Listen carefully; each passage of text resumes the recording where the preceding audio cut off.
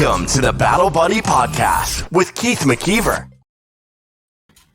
Welcome back to another episode of the Battle Buddy Podcast. I have Siannon Lee with Wild Branch Botanicals. Welcome to the show, Siannon. Hi, Keith. Thanks so much for having me. I'm really excited to be with you and talk with your audience. How are you today? I'm all right.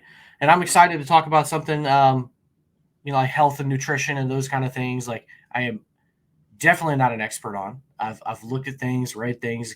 So it's always interesting to learn a little bit more, a little bit deeper about something that you know just a tad bit about, maybe expand your knowledge a little bit. So before we get started, go ahead and share some of your story. Who was young Siannon and why'd you get in the military? What'd you do? Catch us up to today? Absolutely. Well, that's a loaded question, of course.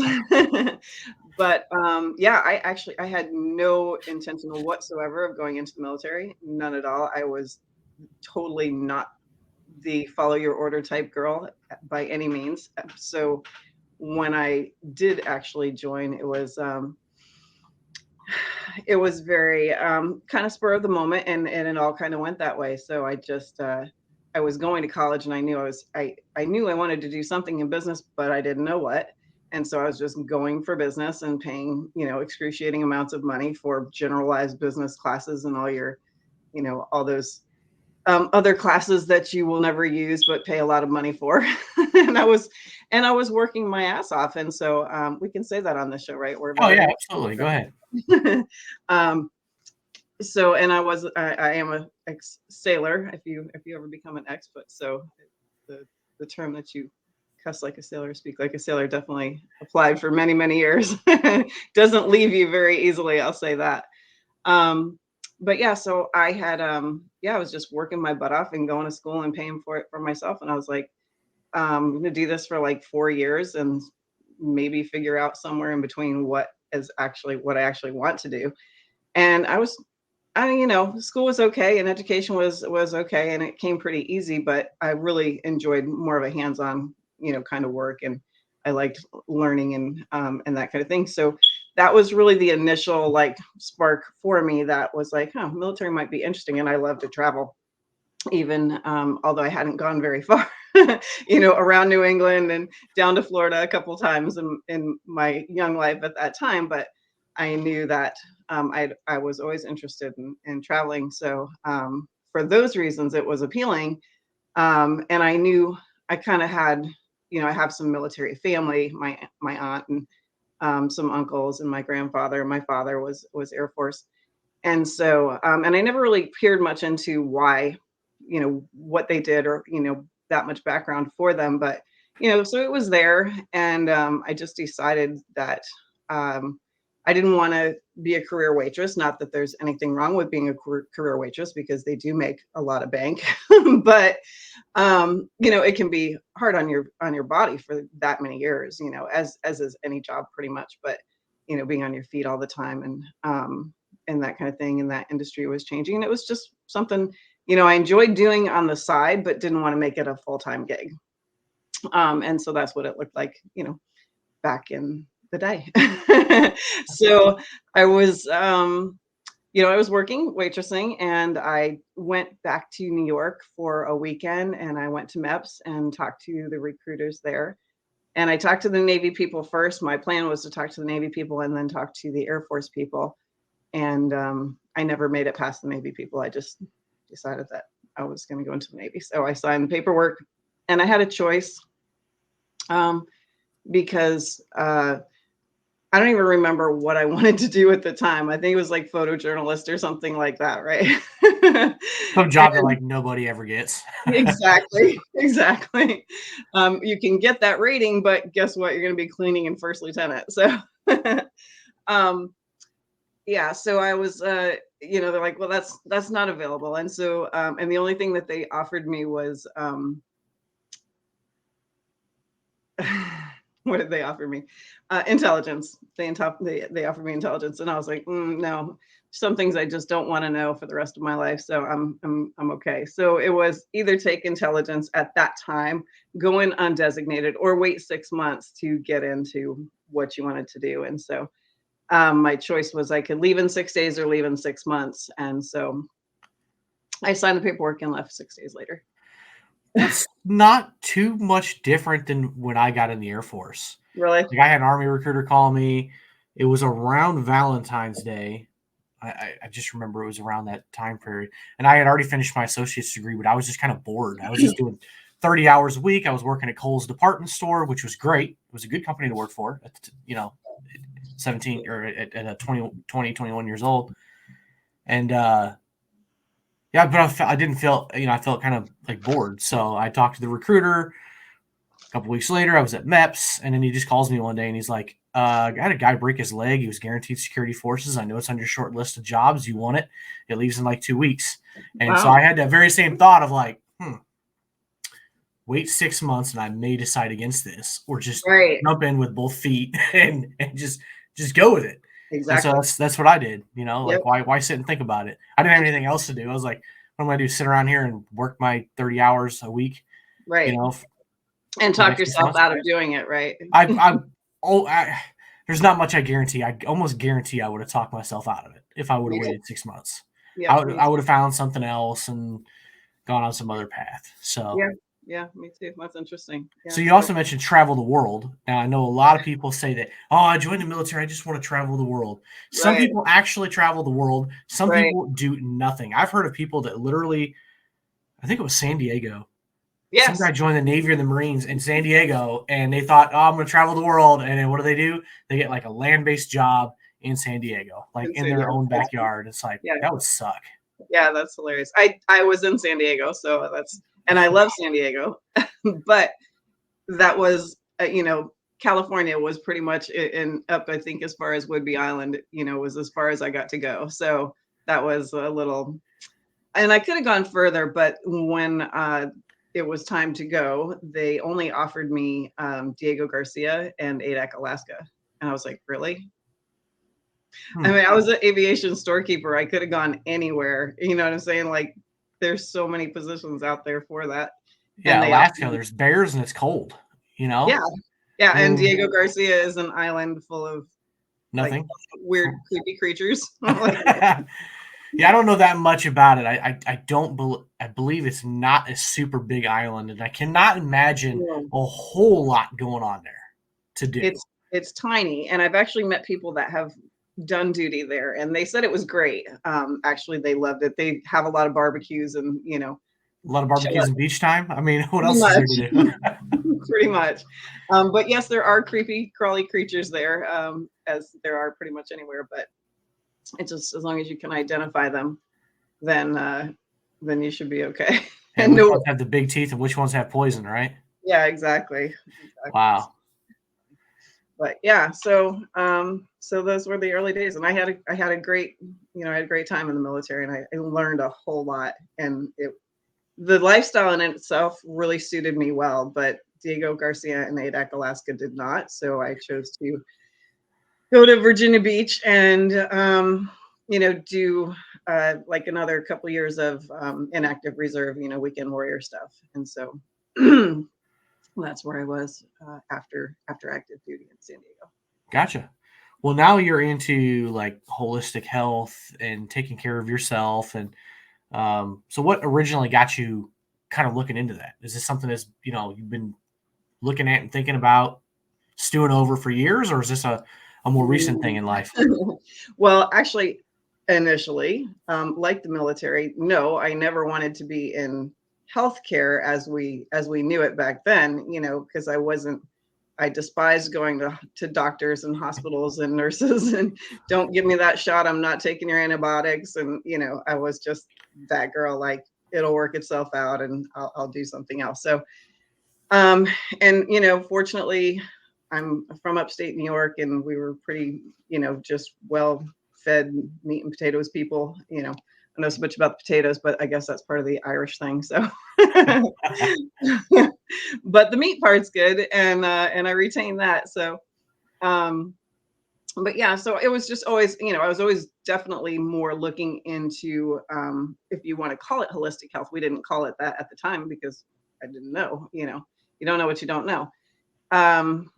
But I didn't want to be a nurse, and I didn't want to go that route into medic and that kind of thing. So But for whatever reason, even at a very young age, when my first job, I was 13, I was in supply. I was in an art supply store, and I was doing supply and doing books and for this company that was in my area. And I was very rural upstate New York, as most upstate New York is, right? Except for the major cities. But yeah, so it was storekeeper. It just ended up being a natural fit for me. And then it was because of the military when I went in, which was towards the end of the Gulf War, the first Gulf War, even though it was towards the end and we may or may not have been deployed, so to speak. They gave us all the same inoculations, the same vaccinations, as if you were going to go over, because if you were, then you go right away. At least that box is checked already. Yeah. Right. Exactly. That's they're covering their bases. So, Yeah. So, and many people remember, I'm sure, and got way more than I got, but I was very sensitive to the the ingredients, so to speak, that are in those vaccines, and not just so much the ingredients, but it's really the adjunctives that come with it. So they're quote unquote carrier stuff, which is typically heavy metals like aluminum and mercury, and now they've gotten really sophisticated with since I would say the invention of graphene oxide. So, which is super, super creepy stuff and very highly conductive. And they're not only just putting it in, the vaccines, but they're putting it in different products, saline solutions, and different food and beverages, as a matter of fact. So you really want to be careful, and everybody should be detoxifying from that graphene oxide. I've never heard of that substance, but you kind of mentioned drinks for a second there. I used to be one of those guys when I was in, and I would drink the Rip Its, especially when deployed, the little tiny Rip It cans. Mm-hmm. I was at home station, it was a Rip It or whatever other energy drink. It was a 1 or 2 a day. Wow. And probably about 9 years ago, 9 or 10 years ago, I just said, you know what? That's it. I'm not having any more 5-hour energies. I'm not having any more Rip Its or Monsters or Red Bulls. Just because if I can't pronounce most of the ingredients in them and have no clue what they are, yep. Why am I putting this in my body? And then everybody who drinks them knows exactly what I'm going to say here. Yep. When you drink too many of them and your heart starts feeling like it's going to literally jump out of your chest. Yes, I was just getting ready to say that, because you're drinking a coffee right now, and we were just talking about that before we hit record. It's like coffee doesn't do that. I mean, it might make me jittery if I drink too much, but it never makes my heart feel like it's going to jump up out of my throat. Yeah, so, well, it can give you a heart attack for sure, and they're not good. I mean, that amount of caffeine on your adrenal glands and racing cortisol through your body. And I'm glad you mentioned that, because it really really has a detrimental effect on the body, obviously, and you can feel that. So even those nitro drinks, although delicious that they are, they won't let you have at Starbucks over 5 of them. And I wonder who the first person was to have 5 of them. Probably a millennial. Oh, yeah. Or whatever generation's behind it. Yeah, who knows? Yeah, it's okay. But I'm kind of in that. I'm kind of in that crowd. Yeah, right. I'm on the verge. I was born in '85, so I just say because they're so daring. They take all their risks. So yeah, well, there's something to that for sure. Mm-hmm.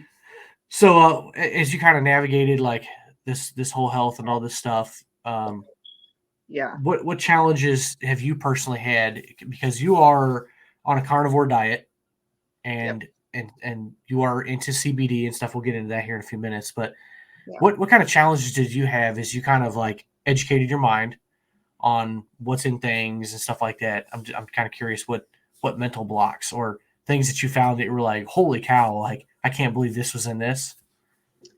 Yeah, I think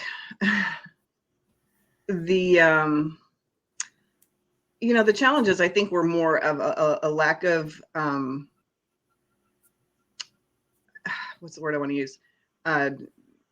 Information or solid Information and resources and stuff. Yeah, I mean, even though the internet's there, there's a lot of information, misinformation, disinformation, and that's with everything, pretty much, but very much so in the quote unquote medical industry. And we've been programmed to believe that, that the doctors have all the answers. And they do, certain doctors, but not all doctors. And, I was always a very big proponent, like if I'm going to this doctor and he's like, you can't help old in a sense. I mean, I turned 50 this year, but if you remember the doctors of the past that were 50, they didn't look quite the same. They don't look like 50-year-olds today. Right. That's my point. They don't look like 50-year-olds today. And many of them were fat and, had their own health issues. So you're like, why am I you're not taking health advice from doctors. You're getting prescription drugs from doctors to mask the symptoms of what you're dealing with. Right.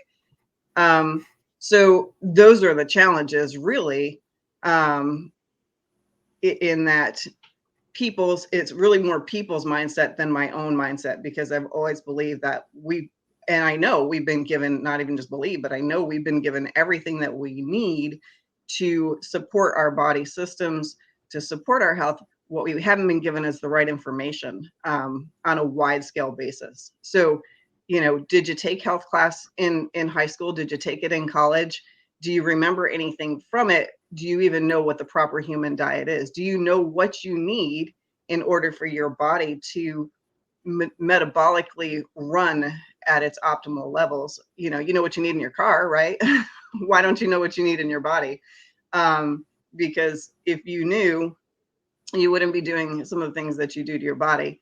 And sometimes, we just do it out of either habit, or we don't know better, or addiction, which, habit becomes addiction in a sense, but your body literally becomes addicted to it. So it's really more of not so much my mindset, but really changing people's mindset to say, look, you can take control of your own body when you have the knowledge. Stop giving your power away and your authority away to people that they really don't know any more or less than what you know. You just go in there, they ask you a bunch of questions for 8 to 10 minutes, because that's all that they have, can allot the time for. And then they're going to check off a list of, okay, well, could be this, could be this, could be this. They have a number of drugs that they, deal with that go along with those quote unquote symptomology.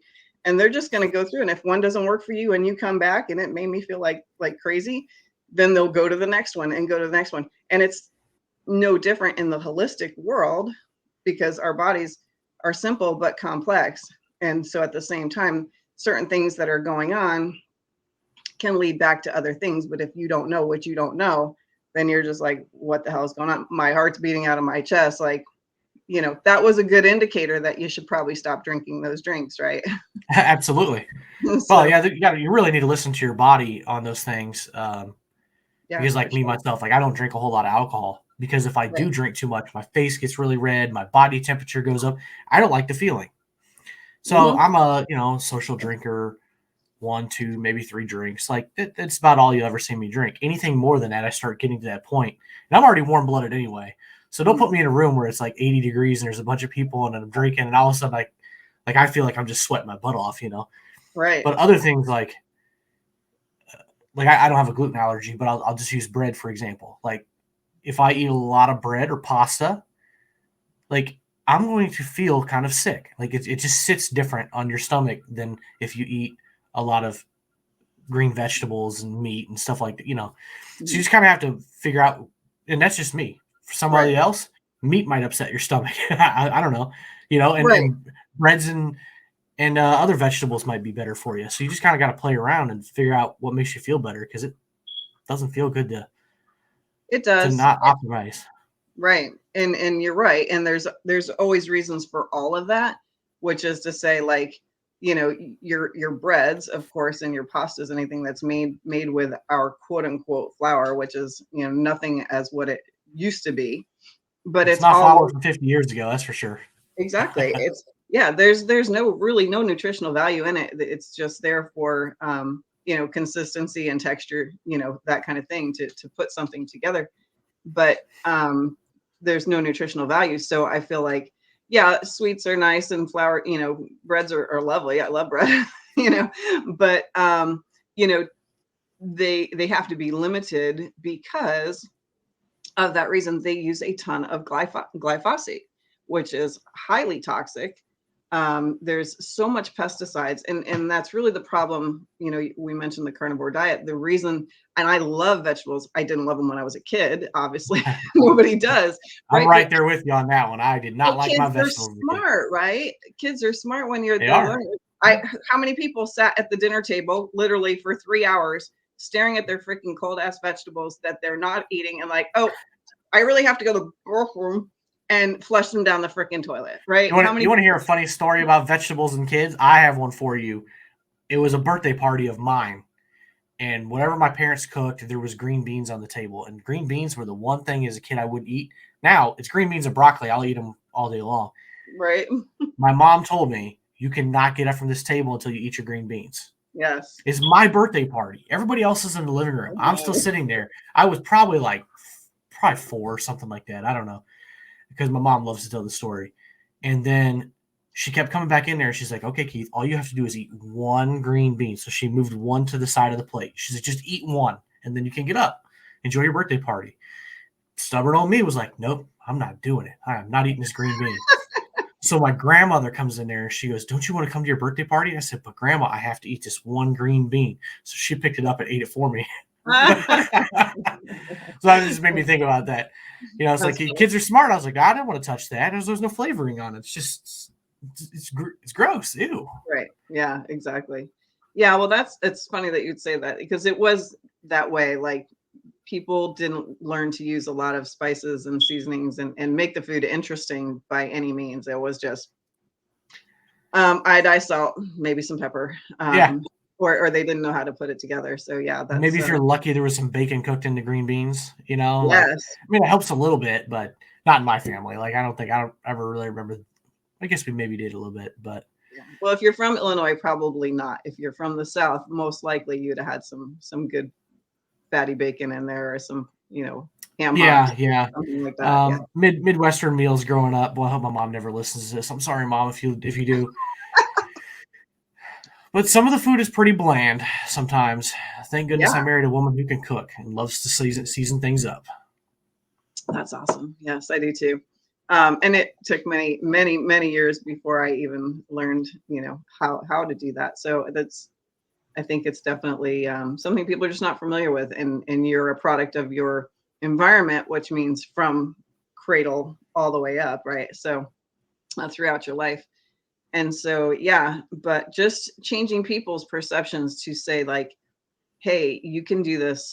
You can do this on your own. And all you need to do is start making small changes every day to what you do. Decide not to have that drink, and you got to change your habits. It's like smoking, right? I smoked up until I was 28 years old, I think. Actually, when I got out of the military, I actually stopped smoking.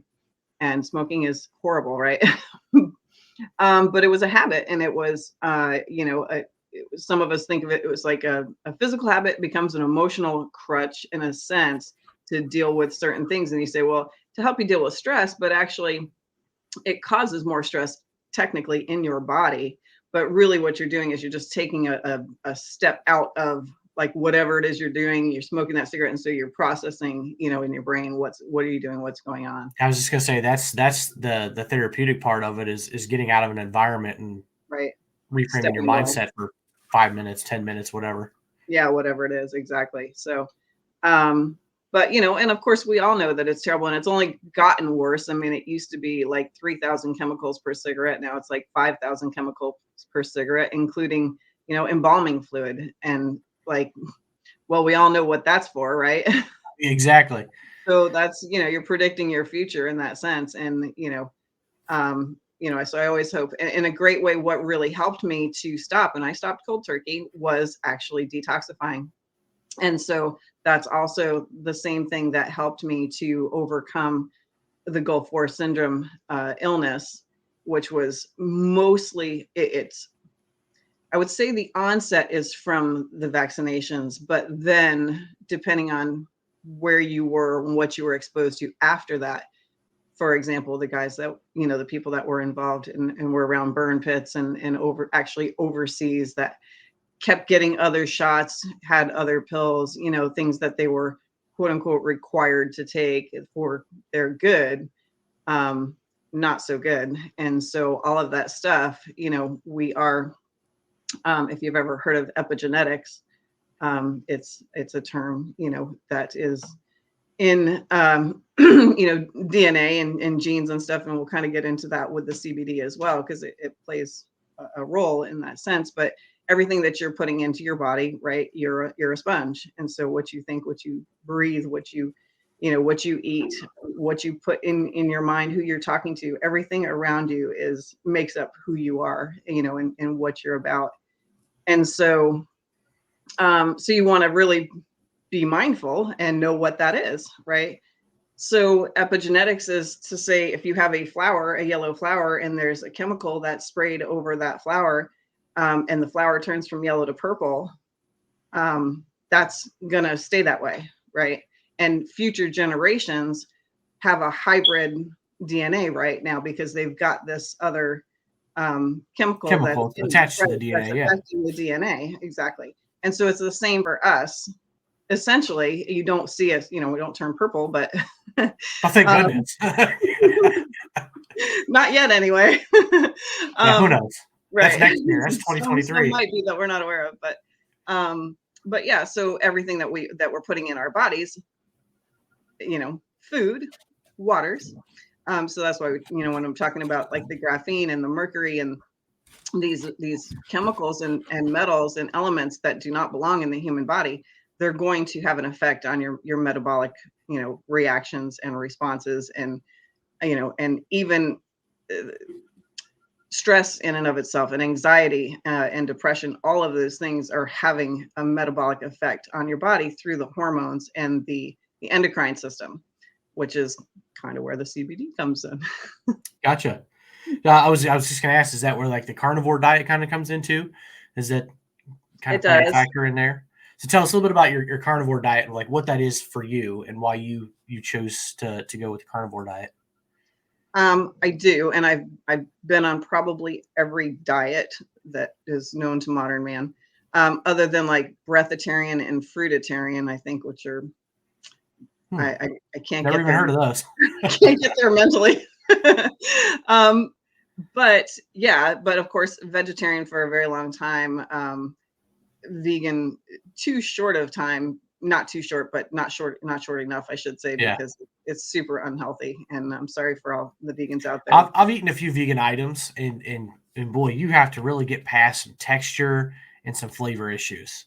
Yeah. Like the cheese and stuff like that. It's like, okay, like some things I could do, other things, it's not going to be a long-term thing. No. Right. But why? And the point in the vegan and the vegetarianism, when I was a vegetarian, I would say like 95%, I think I kept in some fish, and eggs, and that kind of thing. But other than that, what you can't do and what you don't know is that increasingly that the plants are detrimental to our health. They cause inflammation in the gut lining, and they cause tears in the gut lining, and they have their own protective mechanism because they are not like an animal that can defend itself, right? So there's constituents in the plants, lectins, there's oxalates, and different components that cause inflammation in the body. And so you just have to know that, after being on a vegetarian diet for many years, it wasn't ever optimal for me, because you cannot get enough. You can't get enough protein, number one, correct proteins, complete proteins, I should say, with number one, vegan diet. Forget it. That's not happening. You can take as much pea protein as you want, but you have trillions and trillions and trillions of cells in your body. And in order to create the next generation of healthy cells, you have to have two things. You have to have a complete protein and you have to have fat. And that is what your body is made of. Anything else, carb-wise, simple carbs and complex carbs are all for fuel.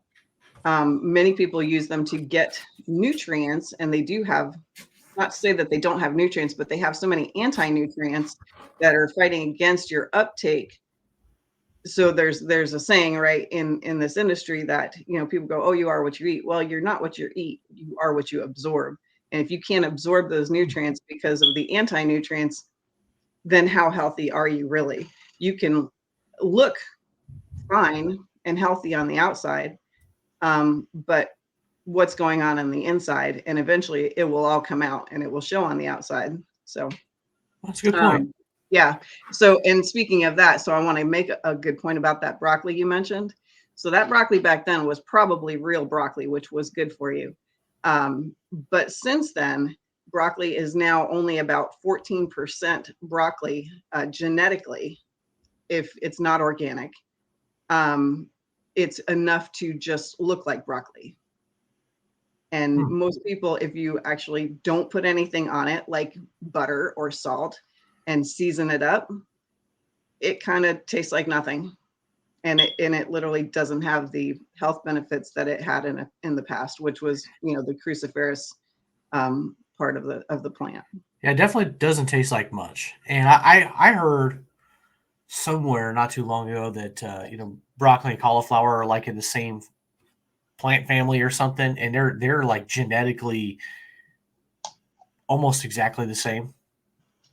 I don't know how true that is, but yeah, it's I've not looked at a side-by-side comparison of the DNA of broccoli and cauliflower, but they're pretty close, I would say. And even still with cauliflower, I don't know how much they've skewed the genetics of it as well, but I would presume good point. Anything that's healthy, they probably have messed with it quite a bit. I mean, there's nothing that's that's not been genetically modified in some ways. And that's really what you want to look for, is things that are GMO free. Number one, when it comes to packaging, I think people go into a store and, they just pick stuff off a shelf, and they don't really think about what it is. I mean, turn it over, look at the ingredients. Like you said, if you can't pronounce half of them, you don't have any clue what they're doing. One of a big thing is, and it's kind of been for the carnivore diet for me, that's been a little bit irritating and upsetting, is, and I don't drink milk per se, cow's milk, but I do drink heavy cream in my coffee, right? So there's heavy cream in my coffee. But you really want to watch heavy cream, half and half, light creams, all of those, for a product that's called polysorbate 80. You do not want to eat anything with polysorbate 80 in it, because it goes into the brain and destroys the brain cells, similar to mercury and aluminum and graphene oxide. Wow. Yeah. So interesting. Yeah. So there's a lot you need to educate, yourself on what it is, but some common sense, you know what I'm saying? Like, you just had common sense. Like, I can't pronounce this. I can't read it. I probably shouldn't be putting it in my body. I probably shouldn't be consuming it.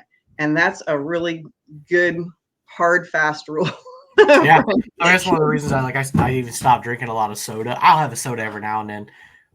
Just because I'm like, look, do I really need all this stuff that's in there? No. At least I know, in my opinion anyway, like if I make a cup of coffee, it's ground coffee and water. Now, Right. there may be stuff in my water, but it's still got to be healthier than drinking a soda. I mean, absolutely. there's a trick about putting Coca-Cola in your toilet to clean it, for crying out loud. Like, that should say enough. I have heartburn issues, and I've noticed, like, when I stopped drinking regular soda, that has gotten better. And I started going to a company called Zevia. It's more naturally sweetened than stevia.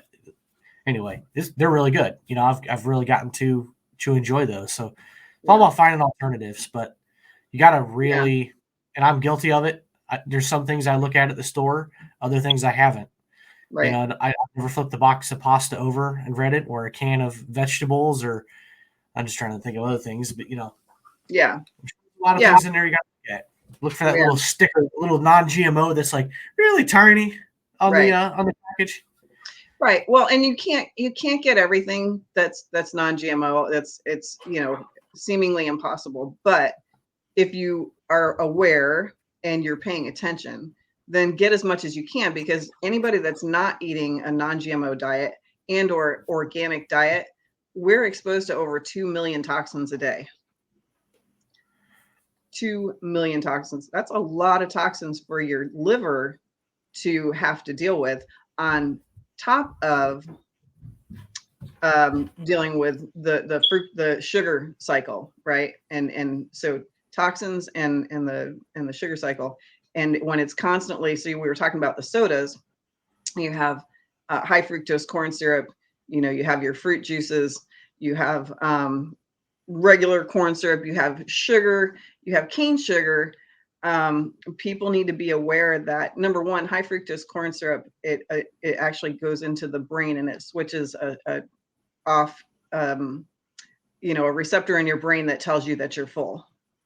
And it's also processed in your body differently. And there's a lot of bread on the market that has high fructose corn syrup in it, like right at the top. So people need to surprise me. That's why I keep eating bread more and more and more.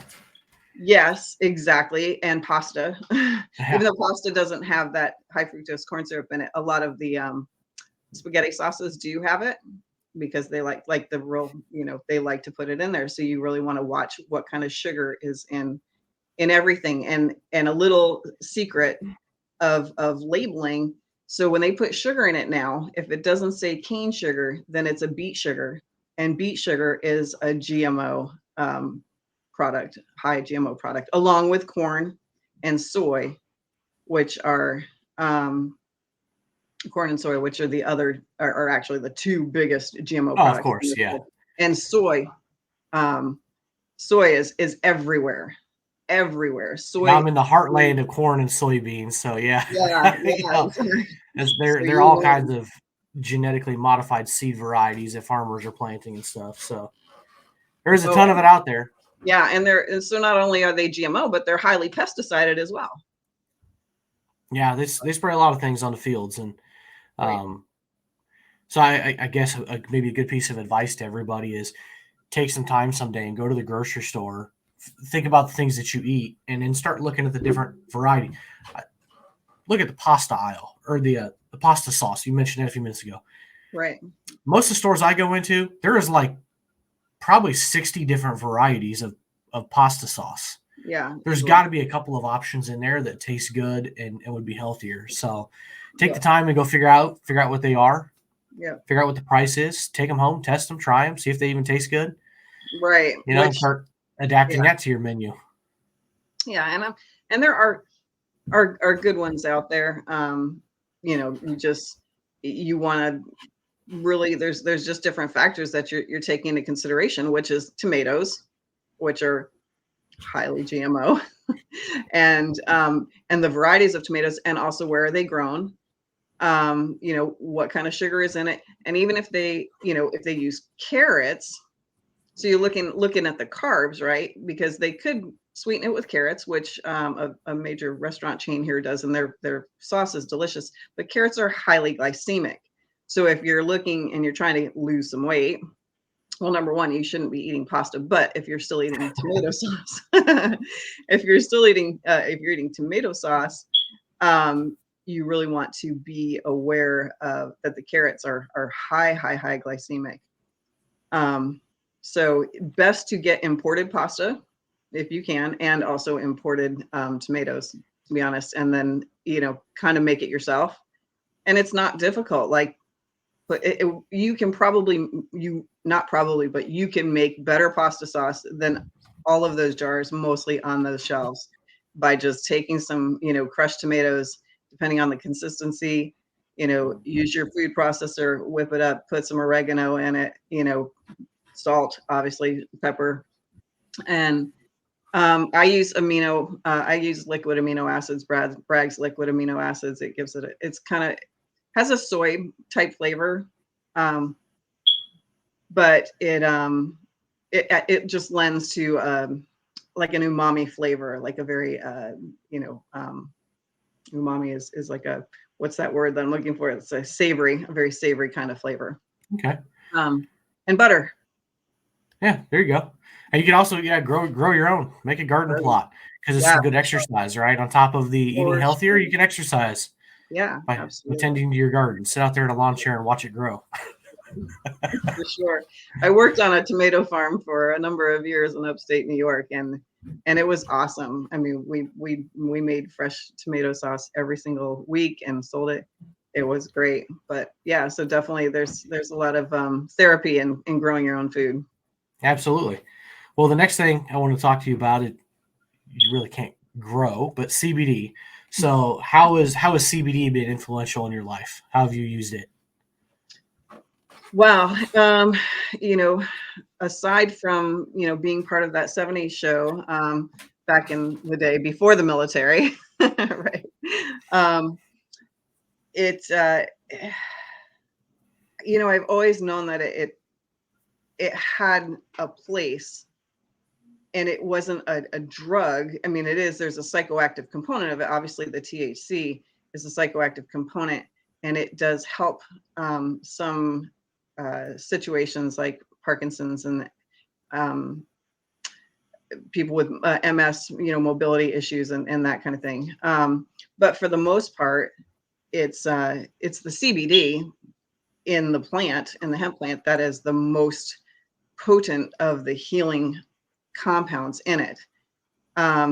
However, the challenge in the past, there's a lot of growers, there's a lot of CBD out on the market.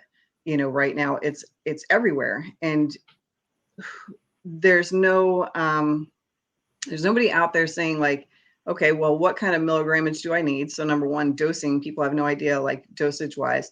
And this is kind of has carried through the supplement industry. And that's how I got started with my business partner, was in the supplement industry. And so we started an Ayurvedic medicine, and back after I left Virginia Beach and got out of the military, because I felt so bad from the effects of Gulf War illness. And so, so it started with detox. CBD might have played a part in that at that time, and but in a different way. Obviously, there weren't tinctures and there weren't gummies and there weren't all these different products, but just kind of sitting around the card table and talking about health and wellness and this person, that person, and so on and so forth. So and always wanting it, believing that it had some health benefits, but not really knowing. And so in 1990, I believe it's 90 or 91, they had released the information on the endocannabinoid system, which every single person has and every animal has. And you make endocannabinoids in your own system, but depending on your stress levels and your environment, they can be used up very, very quickly and very easily. So it's a paradigm of the sympathetic and parasympathetic nervous system, which is, it's the vagus nerve, and there's CBD cells in receptor cells in every, in the cells of your body, similar to iodine. And so if you're not making them, or you're making them and they're being used up, then you're deficient, right? So just like, and most people are deficient. And that actually, CBD controls and balances every other system in your body. So when you're deficient, again, like if you're deficient in magnesium, or you're deficient in iodine, you're deficient in calcium, or anything that you're deficient in of what you actually need, there's going to be some symptoms that come along with that. And it's, what does that look like? If it's iodine, a lot of people, obviously it's a thyroid issue, or they're losing their hair, or it gets to the point where you have tachycardia and those kind of symptoms. And they're like, oh, something's wrong with my heart. It's not your heart, it's thyroid. It's your adrenals, and that kind of thing. But you don't have the CBD components to help regulate the endocannabinoid system, which is part of the endocrine system. And the endocrine system is all of the hormones, right? And so your hormones really, they play a huge, huge, huge role in your overall health, because they can really dictate how, at any given moment, how you're feeling, because it's attached to your emotions, right? So Yeah. you can feel extreme joy, or you can feel extreme rage. And what's, the difference between those two emotions on a physiological level, right? If you're joyful and you're happy, then you're releasing serotonin and dopamine and all those happy, feel good hormones. Well, how do you think that makes your body feel, right? It supports your body and makes you feel good. You're like, I like to feel that way, right? It's kind of like the CBD, right? So, and the serotonin, but is also, the CBD helps increase the serotonin in your body. And so that actually has an effect on pain, and the dopamine and pain, and how your brain responds to pain. And in a sense, it changes the way that your body perceives pain in the brain when you take it on an internal level, through the oils. Now, the dirty little secret of the CBD industry is that, number one, many of the products that are on the market come from the same manufacturer. And when we talk about the THC and labeling, again, technically they're allowed to label THC free, even though it's a broad spectrum, and there's still 0.3 to 0.5% THC in the product. And not everybody has the enzymes to be able to break THC down. It can make them anxious even at that amount. For animals, even the size of a German Shepherd, if he drank the whole bottle, it could and probably would kill them, because they definitely don't have any of that. So, and what they're doing now, they say, so you've got a tincture that's like a 1 ounce tincture, and a tincture by definition is diluted down, typically between 10 to 20%. And then the rest of what's in that bottle is a carrier oil. And so what's a carrier oil? Generally they'll use MCT, which is comes from coconut. And there's a process to, separate the MCT from the coconut oil, which involves generally chemicals and solvents, so to speak. And then whatever else that they might be putting in their additives and fillers and whatnot. And then there's only 10% of that bottle is CBD. And I've actually recently learned the number one white label company in this country actually brings theirs down to only 2%. So 2% of that bottle is CBD, and the other 98% is bullcrap. And you're paying a shit ton of money for it.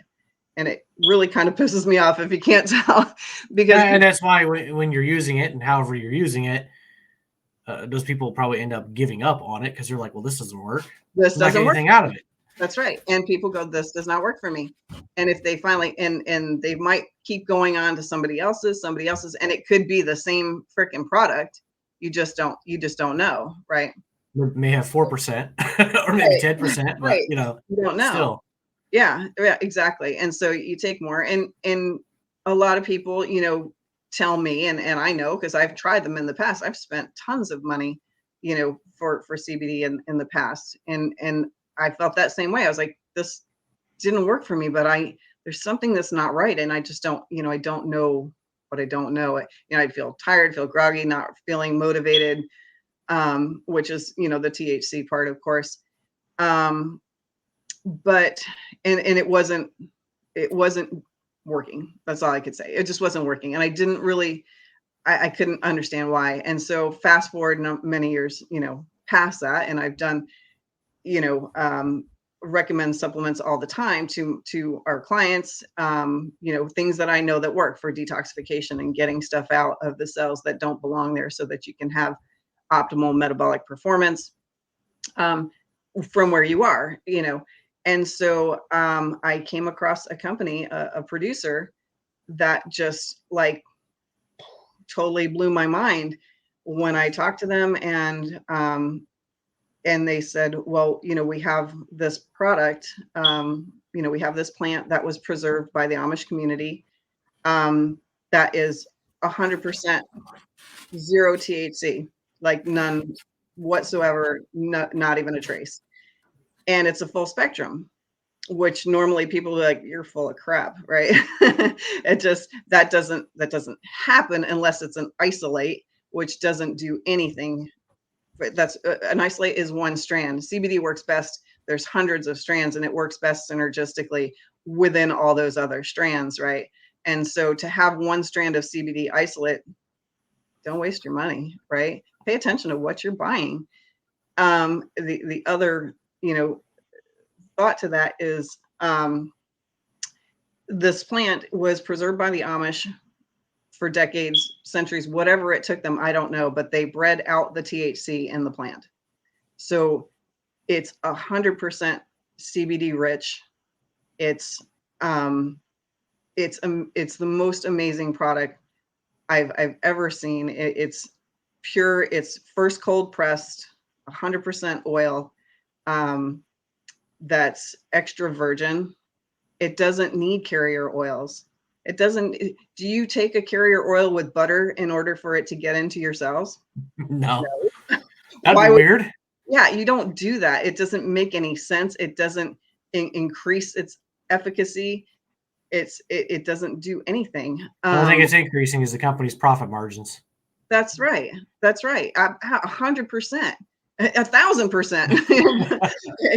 It's ridiculous. It doesn't need a carrier oil. It's just, that's the only reason that they do it, because it makes it go further.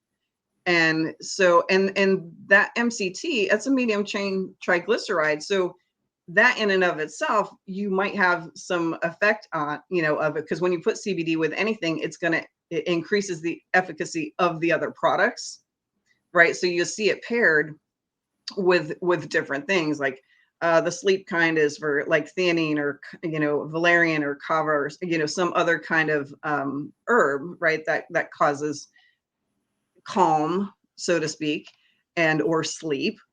But yeah, it increases that. But why? If you just give them all the CBD, that's all they need. That's all you need for sleep.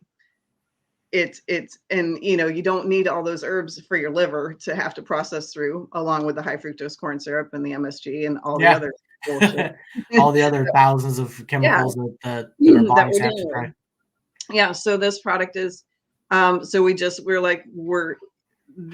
grower is, wants everything pure, and it's 100% oil. There's nothing that's added to it. And so in our bottle, that's it. It's 100% oil. And so their bottle that has 2 to 20% CBD, you are going to run out within a month, generally speaking. The highest milligrammage that I've seen, which, and I market to the pet industry a lot, and horses and that kind of thing. But it's no different. It's the same product for people and for pets, because we all have endocannabinoid systems. They all do the same thing. And but the highest that I've seen for horses is like 7,500 milligrams. And that only lasts a month, because you have to take like a half a dropper to a full dropper in order to get a decent dose of CBD, right? Because they're not putting anything in there. So our oil, that's 100% oil, is 3 drops is 200 milligrams of CBD. Now, you can't overdose on just CBD. There's just no such thing. If you take too much, the benefits, there's no negative side effects. The only positive side effects is that you're filling up the receptors in your cells or your body to deal with what it deals with on a regular basis. So that's trillions of cells that need those CBD, compounds in order to help balance out the system, bring it back to homeostasis for optimal performance. So if you drink the whole bottle of my Wild Branch Botanical CBD, there's no negative side effect. You're not going to the bathroom. You don't need to go to the hospital. You're just going to be really chill, and not a high. There's no high. It's just a really calm. Life is good. Blue skies, butterflies, green grass, and no after effect. Not running to the bathroom or anything like that. Just nothing.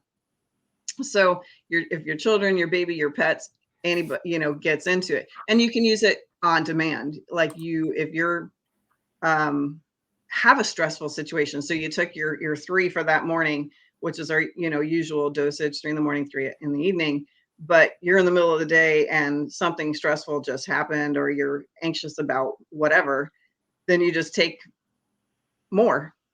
And you can take as much as you want, as much as you need, and it's only going to support your body, and it's only positive effects. So, and that 1 ounce bottle has 312 servings.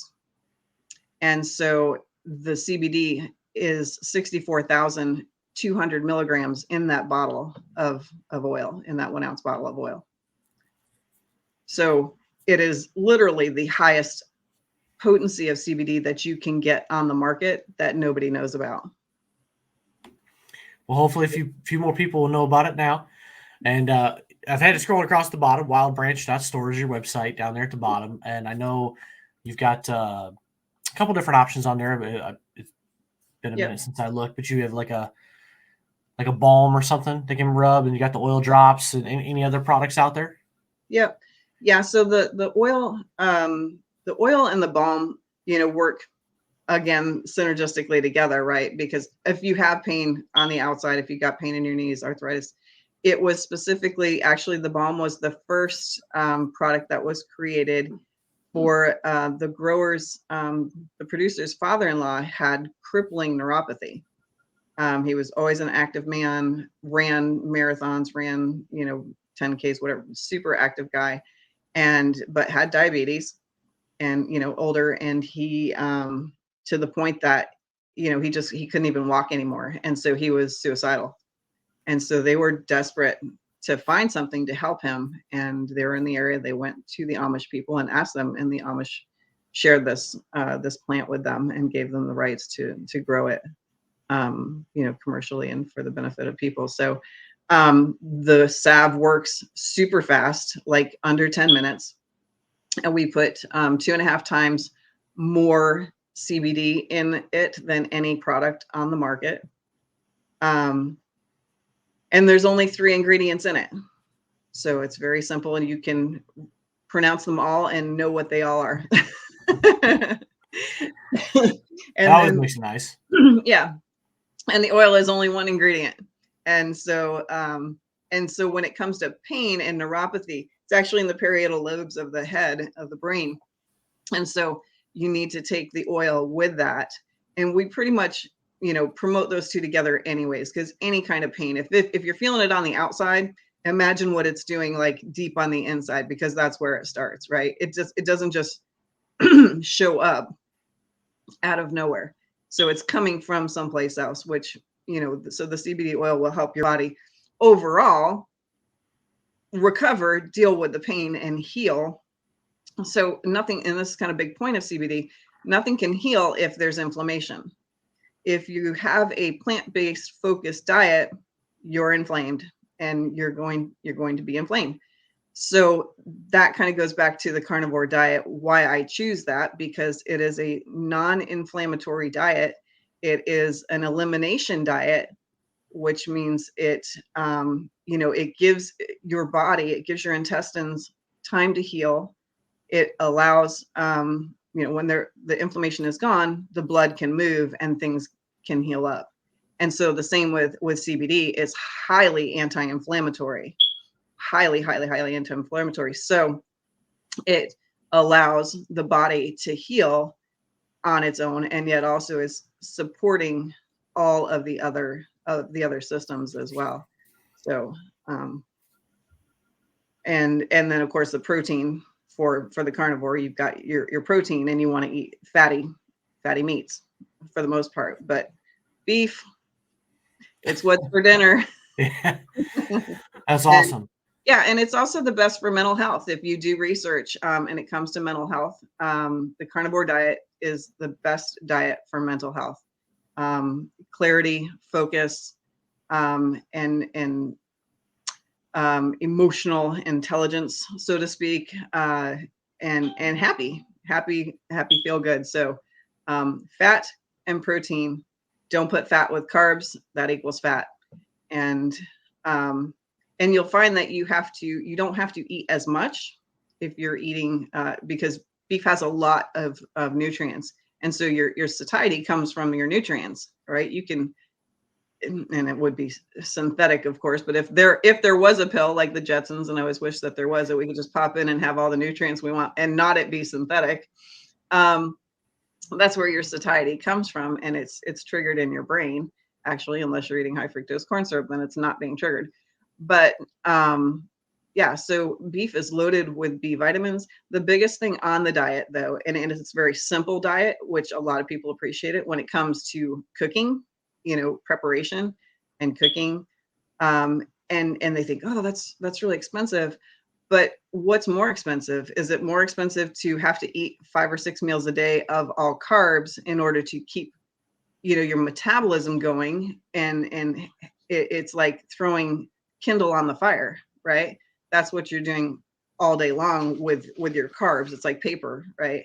And then give me a big old, ribeye, a fatty ribeye, and you put that. Well, that's a long burning.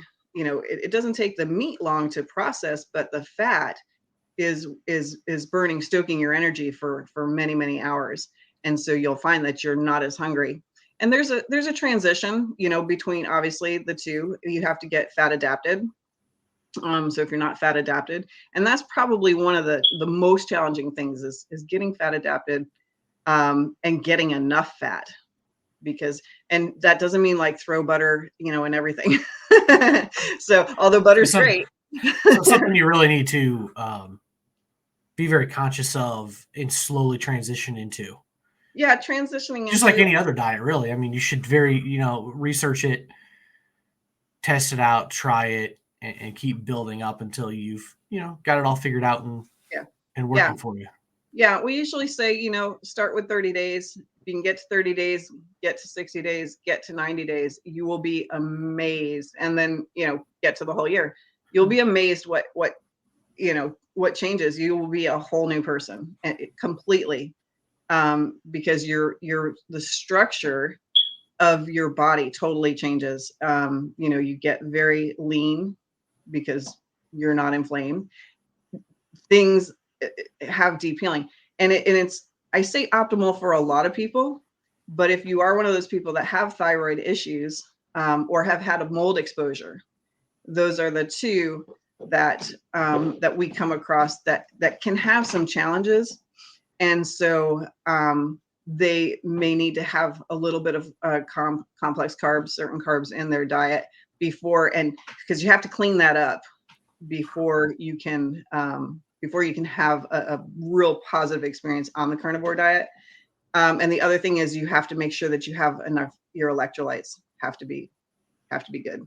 So you got to make sure that you salt things. And I don't mean Morton's iodized salt. That is a chemical fire. There's a chemical fire to your body. I'm talking real salt, Redmond's real salt on everything. Because it's really, really important. If you don't use enough salt, you can feel crappy. So, and if you don't have enough fat, you can feel crappy. So, but carbs make you hold water, and so you're releasing all of that water, on this diet. And so that along with the CBD, which is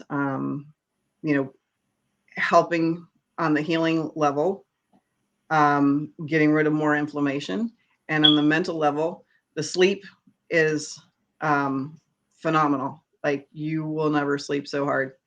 The PTSD has been the it's so fast the way that it works, and it's amazing with PTSD. And so I work with veterans every day, and people that have serious PTSD that use it, and it works really, really fast. Just if an issues that comes back up, because PTSD, I really believe it's the body keeps the score, right? It tells the story. And so those are just coming from hormones, which is part of the endocrine system, right? And so it's that fight or flight, and you are exposed to what was a life kind of maybe threatening. There was something that caused fear, right? And so those fear hormones are very, very powerful, and they make an imprint, into your cells. And so the CBD helps to, bring you back into, balance those hormones out. So if you're going into so call it an episode, I don't know what to call it, right? If you go into an episode where, it's a PTSD moment, so to speak, which sometimes can last however long that moment lasts, right? It's different for every person. But it's kind of like an epileptic attack, as a matter of fact, too. The CBD is super powerful. I mean, you feel like an epileptic attack is coming on. Most people know when it's coming on. Sometimes PTSD can take you by surprise because you weren't expecting this. You weren't expecting to see that, and that it would trigger that reaction.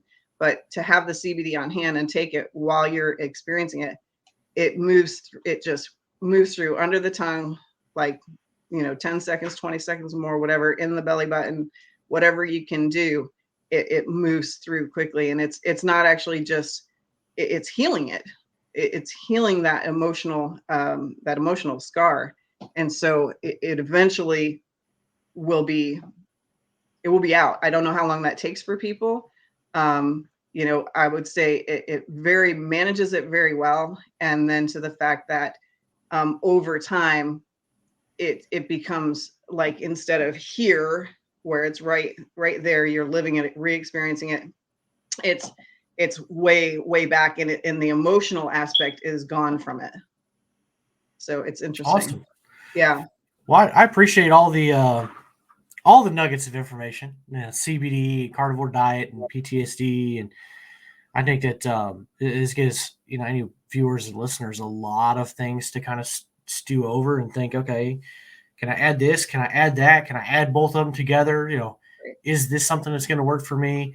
And I appreciate all that education, for all those men and women out there. And, it might send somebody on a path to ending that, that knee pain, or helping with PTSD, or just making them not feel sick every day, because it's changing the way they eat. So I appreciate that. I appreciate you being here for all the viewers. Wild Branch store, scrolling across the bottom. It'll be in the show notes too for all the listeners, and we'll have some other links in there. We talked about that before we recorded, so don't worry. We'll have all kinds of information and resources there. And if you need to connect with Siannon, I don't know if she knows this, but on my website I have all my past guests on there. I have their headshot and a link to their LinkedIn. So once this records, she'll be on there. If you got questions for her, I'm sure she'll answer them. Just head on over to LinkedIn and send her a message. Yeah, absolutely. We always, we like to talk to people that obviously buy the product. We always want to keep in touch with them. We want to hear their stories, hear, what their reactions, their responses have been, how they've used it, and that kind of thing. And we also like to, get an idea of what they're dealing with, because we have so much, knowledge that we've come through over 25 years of things that they can do, and that they can, that can help them feel better on a holistic level, and, move them into, a transformation of optimal health. And that's what's really important to us, because, if you don't have your health, then it can be a real challenge every day. Your mental health goes down, everything, kind of follows with that. So it's really important that people feel good, and that's what drives us, and to get the word out and get the information out. And so we're always an open book about the things that help, and that's why we share that knowledge that we've learned over the past 25 years. So, because it can be a lot, it can be a lot. And it's, there's so much, as we said, misinformation, disinformation. You got to be able to weed through it and know what's right. That can take a lot of time, and that you can make a lot of mistakes, and you can spend a lot of money. So, we can help you to really kind of cut that time in half. So this is one of those things where a lot of people don't know about a lot of things too. Right. Health, nutrition, things like that. Everybody's level of knowledge on that's going to be all over the place. So exactly. So, but thank you so much. I really appreciate you letting me, getting on here and sharing that information with people, just so that they have a better awareness of what's going on out there and what the products are out on the market. And, they can make educated decisions and not just, this looks good, because they don't. Yeah. And so, yes, also my veterans, of course, that come to the store, they get the highest discount at 22% off the products. So we'll have, Keith will have a code in his notes so that you can make sure that you get that discount. Yep. So you're going to have to read. You're going to have to look at the show notes. You're going to have to go there. Go get that discount. Support another veteran. That's always a good thing to do. And Shannon, once again, I appreciate you being here and spreading the information and educating some of our brothers and sisters. Thank you, Keith. It's been a pleasure. All right, there you go, folks. Remember, you can go check out my website, battlebuddypodcast.net, for all kinds of resources and information. Always trying to add more stuff to it. So if you see something that's not there, that should be there, please send me a message so we can figure out a way to add it there. And if you're struggling, the National Suicide Hotline number is 800-273-8255, or you can text 838-255.